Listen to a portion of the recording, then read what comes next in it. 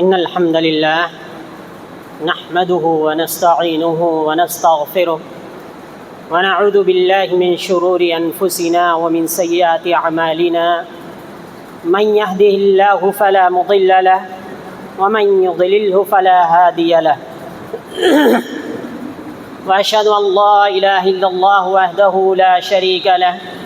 وأشهد أن محمدا عبده ورسوله أما بعد فإن خير الحديث كتاب الله وخير الهدي هدي محمد صلى الله عليه وسلم وشر الأمور محدثاتها وكل محدثة بدعة وكل بدعة ضلالة وكل ضلالة في النار فأعوذ بالله من الشيطان الرجيم بسم الله الرحمن الرحيم خذ العفو وأمر بالعرف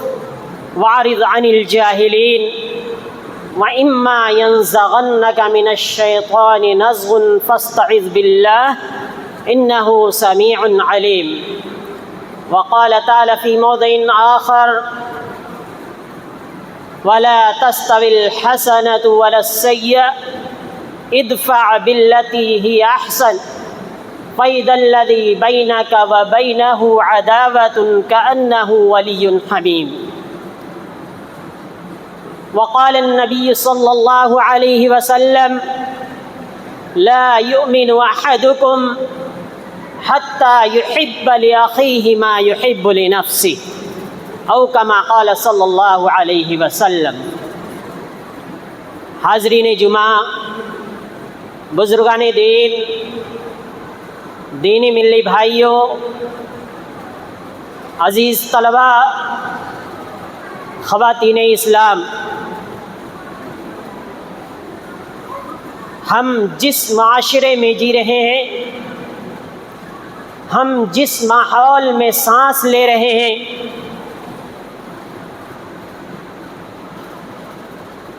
اس ماحول اور معاشرے کے اندر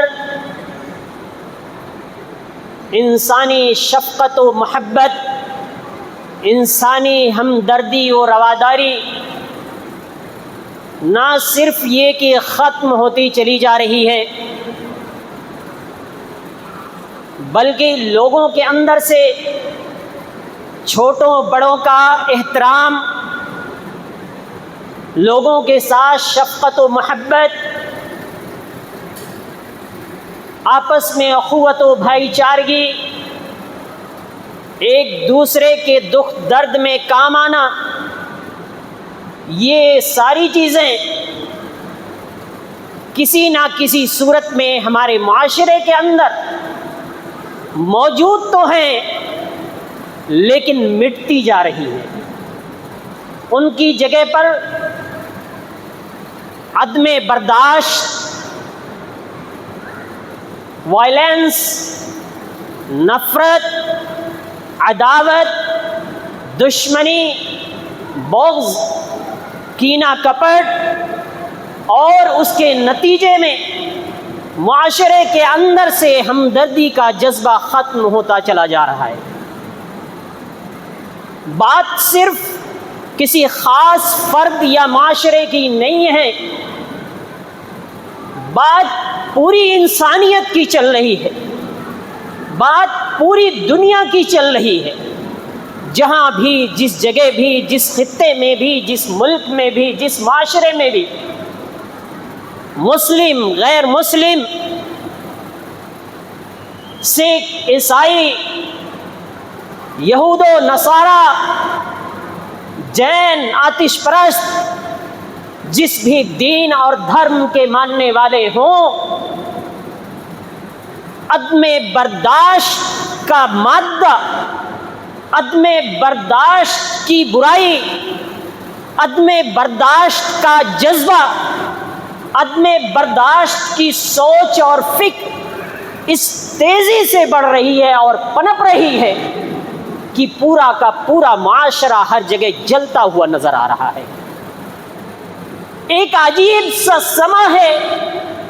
اس عدم برداشت نے ایسا ماحول پیدا کر دیا ہے کہ اگر کسی کا جانور بھی کسی دوسرے کے گھر میں، اس کے کھیت میں یا اس کی زمین پر نظر آ جائے تو انسان کی درندگی اس حد تک پہنچ جاتی ہے کہ جانور کا پیر بھی کاٹ دیتا ہے، اور پھر اس جانور کا پیر جو کٹتا ہے اس کے بعد کمیونٹی کے اندر، گروہوں کے اندر، جماعتوں کے اندر لوگ بٹ کر کے گولیوں کی بوچھار شروع کرتے ہیں اور ایک جنگ کی صورت پیدا ہو جاتی ہے۔ یہ عدم برداشت ہمارے معاشرے کو جلا رہا ہے، ہمارے گھروں کو جلا رہا ہے، ہمارے بچوں کو جلا رہا ہے، ہر گھر اس میں جل رہا ہے، تپ رہا ہے۔ طلاق کے بڑھتے واقعات، ماں بیٹے، باپ بیٹے، بھائی بھائی، شوہر بیوی، ہر ایک کے درمیان عدم برداشت نے ایسی تباہی مچا رکھی ہے کہ باپ بیٹے کو قتل کرنے کے لیے تیار ہے اور بیٹا باپ کو قتل کرنے کے لیے تیار ہے۔ جائیداد کے لیے بیٹا باپ کو قتل کر دے رہا ہے، ماں بیٹے کو، اپنے دودھ پیتے بچے کو اپنی گود سے جدا کر کے کہیں کوڑے دان میں پھینک دیتی ہے۔ ہمارے معاشرے کے اندر یہ عدم برداشت اس قدر پیدا ہو گیا کہ اگر معمولی سا غصہ آیا، طلاق طلاق طلاق کے نام پر بیوی کو جو اپنی زندگی تھی پل بھر میں طلاق کی گونیوں سے بھون کر کے اس کو ہمیشہ کے لیے جدا کر دیا جاتا۔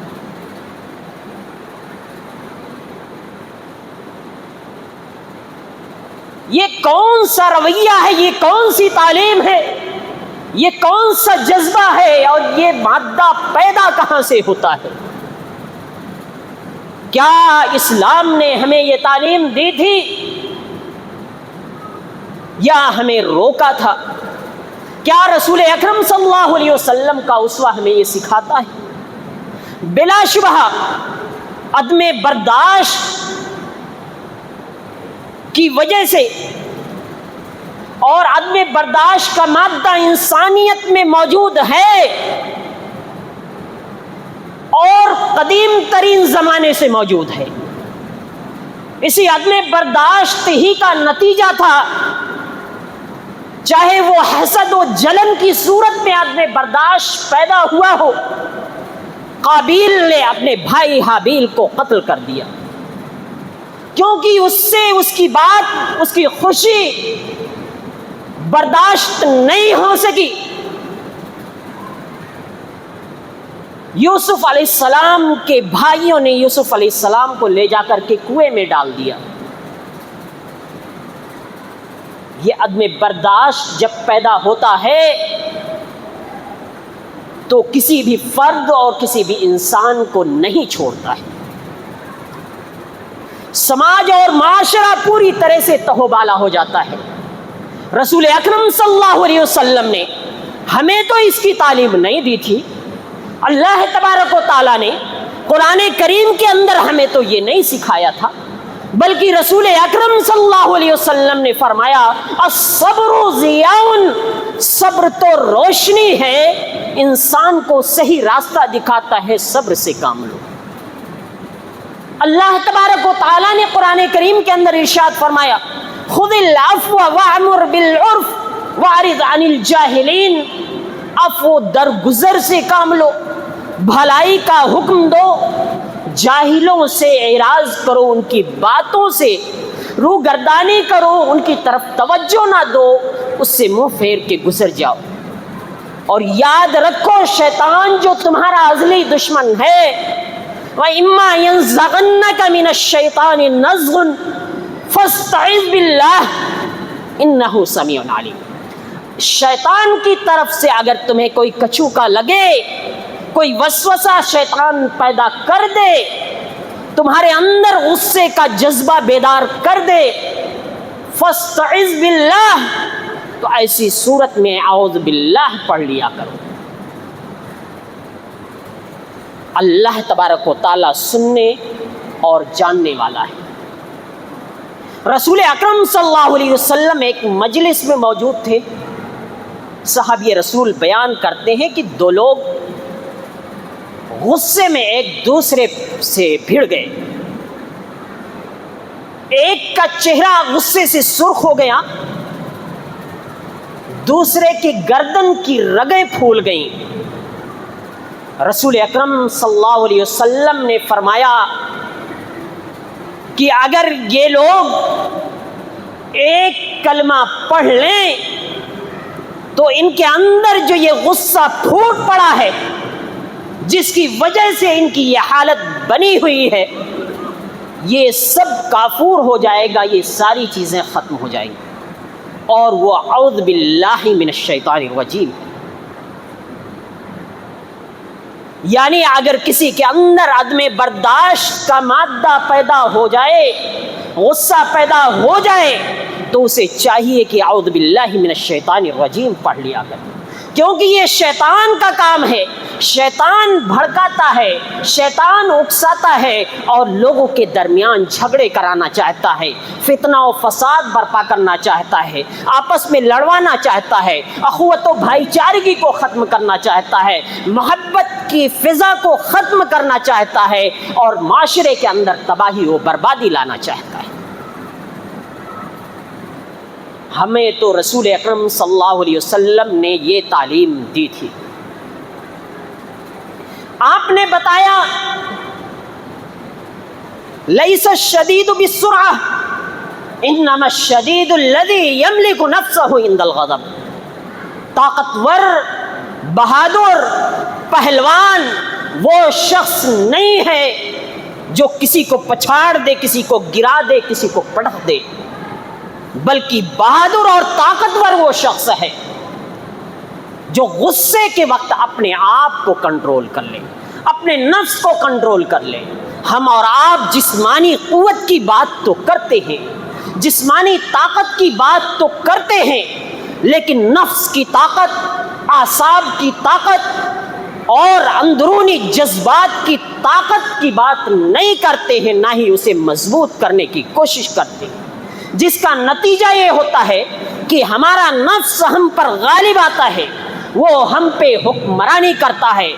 ہم نفس کو نہیں چلاتے ہیں، نفس ہمیں چلا رہا ہوتا ہے، جس کے نتیجے میں نفس امارہ ہم پہ غالب آ کر کے ہمیں تباہی و بربادی کی طرف لے جاتا ہے۔ اسی لیے ایک انسان کی قوت، اصل طاقت اس کے اعصاب کی قوت ہے، اس کے نفس کی قوت ہے، اس کے جذبات کی قوت ہے کہ وہ کتنا اس بات پر قادر ہے کہ اپنے آپ کو، اپنے غصے کو کنٹرول کر لیتا ہے، قابو میں کر لیتا ہے، کہ اس کا غصہ اس پر غالب نہیں آ پاتا ہے۔ اگر غالب آ رہا ہے یعنی وہ انسان کمزور ہے۔ یہی وجہ ہے کہ ایک انسان جب غصے میں آتا ہے اس میں عدم برداشت کا مادہ جب پیدا ہوتا ہے، اس کا پورا بدن تھرا اٹھتا ہے، اس کا پورا بدن کپ کپانے لگتا ہے، کیونکہ وہ کمزور پڑ جاتا ہے، اس کی طاقت کمزور پڑ جاتی ہے۔ اور اس عدم برداشت کی وجہ سے جو جسمانی بیماریاں اور خرابیاں جنم لیتی ہیں، ایک انسان ہائی بلڈ پریشر کا شکار ہوتا ہے، ایک انسان پر اٹیک ہوتا ہے، اور بہت ساری بیماریاں ایسی جنم لیتی ہیں جو کپ کپی اور راشے کی شکل میں اس انسان کے اندر آ جاتی ہیں، اور وہ انسان اپنے آپ پر قابو نہیں رکھ پاتا ہے۔ اس عدم برداشت اور صبر نہ کرنے کی وجہ سے ایک انسان لاچار و مجبور ہو جاتا ہے، اس کے اندر بہت ساری خرابیاں اور برائیاں جنم لے لیتی ہیں۔ ایسے میں لازم اور ضروری ہے کہ ہم برداشت کو سیکھیں، سبق حاصل کریں رسول اکرم صلی اللہ علیہ وسلم کی زندگی سے۔ یہ برداشت اور عدم برداشت ہے کیا چیز؟ عدم برداشت اصلاً اس کا وجود ہوتا ہے جب انسان اپنی ایک رائے بنا لیتا ہے، اس رائے کو لوگوں پر تھوپتا ہے اور اس کے خلاف کسی چیز کو برداشت نہیں کرتا ہے۔ ایک انسان جب یہ سوچ لیتا ہے کہ جو وہ کرتا ہے وہی صحیح ہے، ایک انسان خواہشات کا پجاری ہوتا ہے، جب اس کی خواہشات کے خلاف کوئی کام کر دیا جاتا ہے تو جذبات میں آ کر کے بھڑک کر کے وہ عدم برداشت کا اظہار کرتا ہے۔ یہ عدم برداشت جنم کہاں سے لیتا ہے؟ یہ مایوسی کے کوکھ سے جنم لیتا ہے۔ ایک انسان جب مایوسی کا شکار ہوتا ہے، اپنے ناتمام ارادے، اپنے ناتمام اور ناآسودہ خیالات جب اس کے پورے نہیں ہوتے ہیں، ناآسودہ خیالات جب پورے نہیں ہوتے ہیں، اس کے ارادے پورے نہیں ہوتے ہیں، تو ایسی صورت میں مایوسی جنم لیتی ہے، اور معاشرے کے اصولوں کی وجہ سے جب وہ اپنے غلط خواہشات پورے نہیں کر پاتا ہے، اپنے جذبات پورے نہیں کر پاتا ہے، اس کے نتیجے میں یہ جذبات جو عدم برداشت کی شکل میں ہوتے ہیں اس جنم لیتے ہیں۔ یہ مادہ جب پیدا ہوتا ہے، یہ ایک چھوٹے بچے کے اندر بھی پیدا ہو سکتا ہے۔ ذرا سوچیں اور غور کریں، ایک معمولی بچہ جو 5-6 سال کا ہو، 8-10 سال کا ہو، اگر اس سے اس کی ماں، اس کا باپ اس سے موبائل چھین لیتا ہے تو بچہ خودکشی کر لیتا ہے، سوسائڈ اٹیمپٹ کرتا ہے، سوسائڈ کی کوشش کرتا ہے۔ ایک اسکول کا ٹیچر بچے سے اگر موبائل چھینتا ہے تو بچہ خودکشی کے لیے تیار ہو جاتا ہے۔ یہ عدم برداشت کا مادہ آیا کہاں سے؟ ہم اپنے بچوں کو اپنی مصروفیات میں رہنے کی وجہ سے موبائل کے حوالے کرتے ہیں، جس کی وجہ سے پرتشدد وائلنس پر مبنی ویڈیوز اور گیم دیکھتے ہیں۔ وہ ویڈیوز اور گیمز ان کے مائنڈ پر اثر کرتے ہیں، جس کی وجہ سے دھیرے دھیرے دیگر چیزوں کو قبول کرنے کا مادہ ان کے اندر سے ختم ہو جاتا ہے، ان کے اندر عدم برداشت کا مادہ پیدا ہوتا ہے، پھر بعد میں جب اس چیز کو آپ چھیننا چاہتے ہیں وہ اس چیز کو برداشت نہیں کر پاتے ہیں، پھر وہ کرتے ہیں جس کا آپ تصور نہیں کر سکتے۔ یہ عدم برداشت، ہم غیروں کی شکایت کیا کریں، ہم غیروں کی شکایت کیا کریں؟ ہمارے پیارے رسول نے تو ہمیں سب تعلیم دی تھی، تبسمک فی وجہ اخیک صدقہ، کہ تمہارا اپنے بھائی کے چہرے پر مسکرا دینا، اس سے مسکرا کے ملنا یہ صدقہ ہے، صدقے کے برابر ثواب ملے گا۔ لیکن ہوتا کیا ہے، یہ عدم برداشت ہمارے معاشرے میں جگہ جگہ اس طرح سے پھیل چکا ہے، اسکول ہو، کالج ہو، ٹریفک ہو، ریسٹورنٹ ہو، کوئی بھی جگہ ہو، سوشل میڈیا ہو، الیکٹرانک میڈیا ہو، پرنٹ میڈیا ہو، سنسد بھون ہو، ہر جگہ اس کے مظاہر، ہر جگہ اس کے نمونے ہمیں نظر آئیں گے۔ ایک ایک کر کے آپ غور کرتے جائیے اور دیکھتے جائیے۔ ہمارا یہ ملک جو کبھی ایک ملک ہوا کرتا تھا، جس کو ہمارے آبا و اجداد نے انگریزوں کی غلامی سے نجات دلائی، لیکن جب عدم برداشت کا مادہ اس ملک میں پیدا ہوا اور اس ملک نے آزادی حاصل کی، تو اس عدم برداشت نے اس ملک کو پل بھر میں دو ٹکڑوں میں بانٹ دیا۔ اس عدم برداشت کی وجہ سے یہ ملک دو ٹکڑے میں بٹا، اور پھر وہ ملک جو اسلام کے نام پر، مسلمانوں کے نام پر قائم ہوا تھا، اس ملک کے اندر جب کالوں اور گوروں کا، بنگالی اور اردو کی تفریق پیدا ہوئی، چھوٹے اور بڑے کی تفریق پیدا ہوئی، ان کے اندر عدم برداشت کا مادہ پیدا ہوا، اسلام کے نام پر قائم ہونے والا ملک، مسلمان اسٹیٹ اور ریاست کے نام پر قائم ہونے والا ملک دو ٹکڑوں میں بٹ گیا۔ ہم غیروں کی شکایت کیا کریں، یہ ہمارا اپنوں کا حال ہے کہ اس عدم برداشت نے کس طریقے سے معاشروں کو چینج کر دیا، ملکوں کو بانٹ دیا، ملکوں کو ٹکڑوں میں تقسیم کر دیا۔ ہمارے معاشرے کے اندر جو خانہ جنگی پیدا ہوتی ہے، کئی ملکوں کے اندر جو سول وارز چلتے ہیں، ان میں سب سے بڑا رول اسی عدم برداشت کا ہوتا ہے۔ جب ان میں تفریق ہوتی ہے، جب ان کے ساتھ صحیح سلوک اور رویے نہیں ہوتے ہیں، جب ان کے جذبات کو ٹھکرایا جاتا ہے، ان کے ناسو، ان کے خواہشات، ان کے ساتھ عدل و انصاف سے کام نہیں لیا جاتا ہے، تو پھر عدم و انصاف، پھر ایسی صورت میں عدم برداشت کا جذبہ اور مادہ پیدا ہوتا ہے، پھر کوئی بھی نہیں بچتا ہے۔ یاد رکھیے،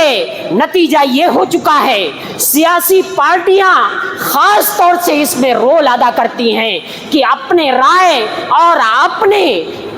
اپنے نظریے کے پرچار کے لیے دوسرے کے نظریے کو ٹھکراتی ہیں۔ نتیجہ کیا ہوتا ہے، سوشل میڈیا پر صرف گالی گلوچ نظر آتی ہے۔ وہ ڈیبیٹ جو رائے اور کے اظہار کے لیے تھے، وہ ڈیبیٹ جو صحیح اور غلط کے اظہار کے لیے تھے، اس میں مار پیٹ اور گالی گلوچ ہوتی ہے۔ وہ سنسد بھون جس کے اندر لوگوں کو نمائندہ بنا کر بھیجا جاتا ہے، وہاں پر جوتے اور چپل چلتے ہیں، وہاں پر ہاتھ اور لات چلتے ہیں، اور لوگ ایک دوسرے کو پیٹتے نظر آتے ہیں، جسی کے پیش نظر ایک شاعر کو کہنا پڑا، تمہارے دور میں سنسد بھون، تمہارے دور میں کہتے ہیں جس کو سنسد بھون، ہمارے دور میں ہوتا تو استبل ہوتا۔ تو ہمارے ملک یا دیگر ملکوں کا یہی حال ہے کہ جن کو ہونا یہ چاہیے تھا کہ لوگوں کی صحیح تربیت کرتے، صحیح نظریے دیتے، لوگوں کے صحیح نظریے دے کر کے عدم برداشت کو ختم کرتے، لیکن ان کے اندر عدم برداشت کو رواج دیا جاتا ہے، عدم برداشت کو شہ دی جاتی ہے، عدم برداشت کو بڑھاوا دیا جاتا ہے، جس کے نتیجہ کیا ہوتا ہے، مسلم ہو یا غیر مسلم، سکھ ہو یا عیسائی ہو، ہر ایک کے ساتھ زیادتی ہوتی ہے۔ ایک دلت کو گھوڑے پر بیٹھنے کی اجازت نہیں دی جاتی ہے شادی میں، ایک دلت دولہے پر کیس کر دیا جاتا ہے۔ ایسے سینکڑوں کیسز پولیس چوکیوں میں موجود ہوں گے۔ یہ عدم برداشت کا نتیجہ ہوتا ہے۔ جب آگ لگے گی تو سبھی کے گھر زد میں آئیں گے، کوئی ایک گھر اس میں نہیں ہوگا۔ یہ عدم برداشت کی آگ جب لگے گی تو یہ صورتحال پیدا ہوگی۔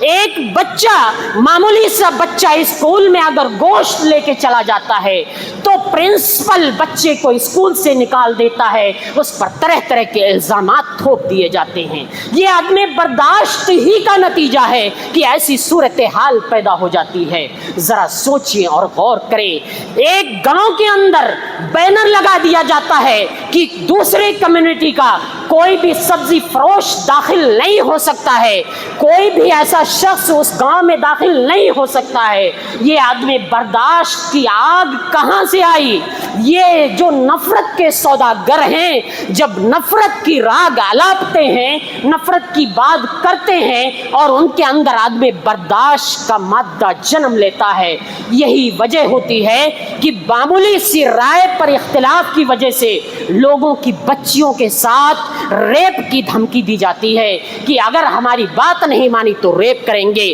ایسا کریں گے، ویسا کریں گے۔ یہ حالت ہو گئی ہے عدم برداشت کی۔ اور میں نے کہا کہ یہ بات غیروں کی میں کیا کروں، ہمارے پیارے رسول جنہوں نے دشمنوں سے جنگیں کی، آپ نے ایک قول کے مطابق 19 غزوات اور بعض اقوال کے مطابق 23، 27 یا 29 غزوات کیے، اور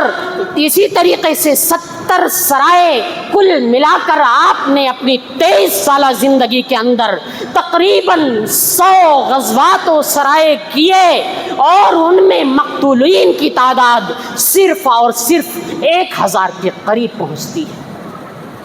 100 سے زائد، 100 کے قریب غزوات اور سرائے جنگ دشمنوں سے چل رہی ہے۔ ان دشمنوں نے جنہوں نے ہمیشہ ستایا تھا، گھروں سے نکالا تھا، مال و دولت کو چھینا تھا، سب کچھ تباہ کیا تھا، قتل بھی کیا تھا، گلیوں میں بھی گھسیٹا تھا، پتھروں سے بھی مارا تھا۔ لیکن دیکھیے ان 100 سرائے اور غزوات کے اندر مقتولین کی تعداد 100 سے زائد نہیں پہنچتی ہے۔ لیکن ذرا سوچیں، موجودہ دور میں ہر جگہ قتل ہی قتل ہے۔ وہ رسول اکرم صلی اللہ علیہ وسلم جس کی تعلیم تھی کہ تبسمک فی وجہ اخی کا صدقہ، اگر ایک گاڑی والے کی گاڑی کسی رکشے والے سے ٹکرا جاتی ہے تو وہیں چوراہے پہ کھڑے ہو کر کے تہذیب کا جنازہ نکالنا شروع کر دیتے ہیں۔ بات صرف زبان سے نہیں ہوتی ہے، بات یا تو گالی ہوتی ہے یا بندوق سے نکلی ہوئی گولی ہوتی ہے، جس کا نتیجہ ہوتا ہے وہ انسان دل محسوس کر دل بلاتا ہوا رہ جاتا ہے، یا گولی کے ذریعہ خاک و خون میں تڑپتا ہوا نظر آتا ہے کہ بات بات میں یہ حالت بن جاتی ہے ہمارے معاشرے کے اندر۔ ہمارے معاشرے کے اندر میں غیروں کی شکایت کیا کروں، میں اپنوں کی بات کرتا ہوں۔ اسی شاہین باغ کے اندر ایسی مسجدیں موجود ہیں جن مسجدوں میں لاٹھی ڈنڈے، جوتے چپل چلے، وہ لوگ ہیں جو اللہ کی عبادت کرنے کے لیے مسجدوں میں آتے ہیں۔ نتیجہ یہ ہوا معاملے کورٹ تک پہنچے، CBI تک پہنچے، اور عدالت کو اس میں دخل دینا پڑا۔ ہماری یہ حالت ہو جاتی ہے، ہم تبلیغ کے نام پہ نکلتے ہیں، ہم اپنے آپ کو دین کا قائد کہتے ہیں، ہم اپنے آپ کو اسلام کا رہبر اور رہنما مانتے ہیں، ہم اپنے آپ کو بتاتے ہیں کہ ہم اسلام کے ماننے والے ہیں، پیارے رسول صلی اللہ علیہ وسلم کے ماننے والے ہیں، ہمارا دین ایک ہے، ہمارے رسول ایک ہیں، ہماری کتاب ایک ہے، ہمارا کعبہ ایک ہے، ہمارا قرآن ایک ہے، ہمارا اللہ ایک ہے، پھر بھی ہم مسجد میں جمع ہوتے ہیں اس اللہ کی عبادت کے لیے۔ لیکن جب معمولی سا اختلاف پیدا ہوتا ہے تو عدم برداشت کی ایسی فضا پیدا ہو جائے کہ ڈنڈے چلیں، لاٹھیاں چلیں، گولیاں چلیں، کیس ہو جائے، سر پھٹے، خون بہے، جوتے اور چپلیں چلے۔ یہ کون سی انسانیت ہے؟ یہ کون سا اسلام؟ یہ کون سا دین ہے جو ہم نے سیکھا ہے؟ ہمارے اندر یہ دین کہاں سے آیا؟ اس سے بھی بڑھ کر میں اسی شہر دلی کی آپ کے قریبی علاقے جوگابائی کی بات کرتا ہوں. یہاں پر جب ابو بکر صدیق مسجد تعمیر ہوئی، علاقے کے کچھ شرپسند عناصر نے، علاقے کو کچھ ناعاقبت اندیش لوگوں نے، ان پڑھ اور جاہل قسم کے لوگوں نے، جن کو سمجھ نہیں، دین کا علم نہیں، نعرہ تکبیر لگاتے ہوئے اور اس مسجد ابو بکر صدیق کو گرانے کی کوشش کی. یہ حالت ہے ہمارے مسلمانوں کی، یہ حالت ہے ہماری. کہاں گیا ہمارا اسلام؟ کہاں گیا ہمارا دین؟ کہاں گئی رسول اکرم صلی اللہ علیہ وسلم کی تعلیمات اور قرآن کی تعلیمات؟ اللہ تبارک و تعالیٰ نے تو کہا وَلَا تَسْتَوِي الْحَسَنَةُ وَلَا السَّيِّئَةُ، نیکی اور برائی برابر نہیں ہو سکتی، نیکی اور بدی برابر نہیں ہو سکتی. ادفع باللتی ہی احسن، بہتر طریقے سے پیش آؤ، دفاع کرو. نتیجہ کیا ہوگا؟ فَإِذَا الَّذِي بَيْنَكَ وَبَيْنَهُ عَدَاوَةٌ كَأَنَّهُ وَلِيٌّ حَمِيمٌ، تمہارے اور جس کے درمیان دشمنی ہے جگری دوست بن جاؤ گے اگر تم نیکی برائی کا بدلہ نیکی سے دو گے. میں یہ نہیں کہتا کہ جب نفرت کے شکار جھنڈ کی شکل میں حملہ آور ہونے والے کتے آپ پر حملہ آور ہوں اور آپ کی جان کو خطرہ ہو تو آپ اپنا دفاع مت کریں. لیکن یاد رکھیں رسول اکرم صلی اللہ علیہ وسلم نے فرمایا القاتل والمقتول فی النار، قاتل بھی جہنمی ہے اور مقتول بھی جہنمی ہے. کیونکہ دونوں کا ارادہ جب لڑائی کا ہوگا، ایک نے لڑائی چاہی اور دوسرے نے بھی لڑائی چاہی، گرچہ ایک قتل کر سکا دوسرا قتل نہیں کر سکا. اگر دو مسلمانوں نے لڑائی کی ہے، دونوں کا ارادہ لڑائی کا تھا، تو حدیث رسول ہے القاتل والمقتول فی النار، قاتل بھی جہنمی ہے اور مقتول بھی جہنمی ہے. ہاں اگر کوئی دفاع میں وہ حملہ نہیں چاہتا ہے، وہ عدم برداشت کا اظہار نہیں کرنا چاہتا ہے، وہ ابتدا نہیں کرتا ہے، تو ایسی صورت میں اسلام دفاع کی اجازت دیتا ہے، اپنی حفاظت کی اجازت دیتا ہے، اور بلکہ اس شخص کے لیے خوشخبری اور بشارت بھی سناتا ہے. رسول اکرم صلی اللہ علیہ وسلم نے فرمایا من قتل دون مالہ فہو شہید، جو اپنے مال کی حفاظت کرتے ہوئے قتل کر دیا جائے وہ شہید ہے. بعض روایتوں میں ہے دون دینہ او دون عرضہ او دون اہلہ فہو شہید، کہ اگر کوئی اپنے اہل و عیال کی حفاظت کرتے ہوئے قتل کر دیا جائے تو وہ شہید ہے، اپنی جان کی حفاظت کرتے ہوئے قتل کر دیا جائے تو وہ شہید ہے. بلا شبہ وہ شخص شہید ہے. لیکن ہمیں اور آپ کو سوچنا چاہیے ہمارے اندر وہ عدم برداشت کا مادہ پیدا نہیں ہونا چاہیے، ورنہ یہ معاشرہ، ہمارے گھر، ہمارا خاندان سب کچھ تباہ و برباد ہو جائیں گے. ہم صرف تباہ نہیں ہوں گے بلکہ اسلامی تعلیمات سے بھی دور ہو جائیں گے اور اللہ تبارک و تعالیٰ کے غضب و غضب کے مستحق ٹھہریں گے. لہذا ہمیں اور آپ کو چاہیے کہ ہم اس کا مظاہرہ نہ کریں، اپنے اندر برداشت کا مادہ پیدا کریں،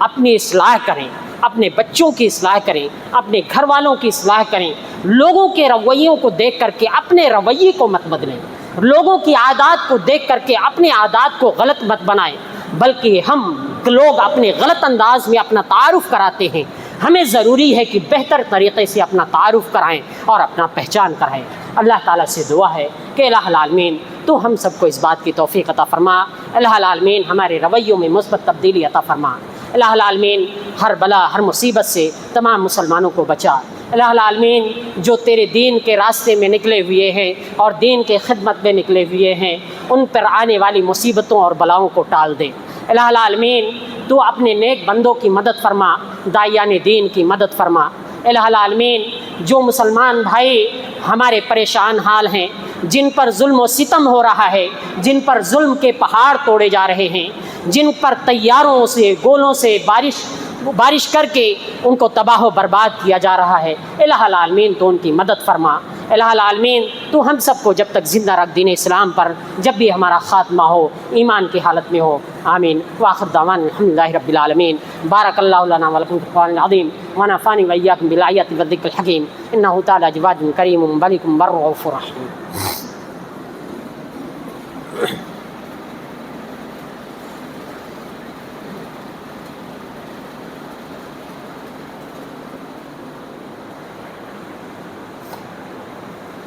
إن الحمد لله نحمده ونستعينه ونستغفره ونعوذ بالله من شرور أنفسنا ومن سيئات أعمالنا، من يهده الله فلا مضل له ومن يضلل فلا هادي له، وأشهد أن لا إله إلا الله وحده لا شريك له، وأشهد أن محمدا عبده ورسوله، أما بعد فإن خير الحديث كتاب الله وخير الهدي هدي محمد صلى الله عليه وسلم، وشر الأمور محدثاتها وكل محدثة بدعة وكل بدعة ضلالة وكل ضلالة في النار۔ فأعوذ بالله من الشيطان الرجيم، بسم الله الرحمن الرحيم۔ إن الله وملائكته يصلون على النبي يا أيها الذين آمنوا صلوا عليه وسلموا تسليما۔ اللهم صل على محمد وعلى آل محمد كما صليت على إبراهيم وعلى آل إبراهيم إنك حميد مجيد۔ اللهم بارك على محمد وعلى آل محمد كما باركت على إبراهيم وعلى آل إبراهيم إنك حميد مجيد۔ إن الله يأمر بالعدل والإحسان وإيتاء ذي القربى وينهى عن الفحشاء والمنكر والبغي يعظكم لعلكم تذكرون، وادعوه يستجب لكم، ولذكر الله تعالى أعلى وأعز وأجل وأتم وأكبر، والله يعلم ما تصنعون۔